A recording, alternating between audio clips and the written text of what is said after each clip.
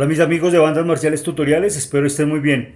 El día de hoy compartiremos dos temas en lira muy importantes. Este es el granito de mostaza tradicional, digo importantes por lo tradicionales.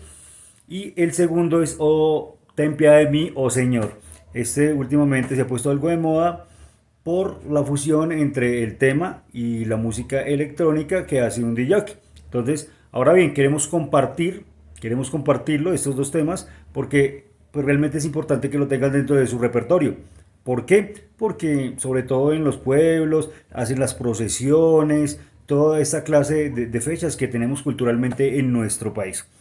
Ahora bien, no siendo más, dos saludos muy especiales a nuestros amigos de Chile que nos siguen tanto. Vamos a montar unos temas tradicionales de Chile para que estén muy pendientes. Gracias por seguirnos de verdad. Y segundo, un saludo muy especial a los amigos de Musicales El Clarín que siempre nos siguen. Muchas gracias.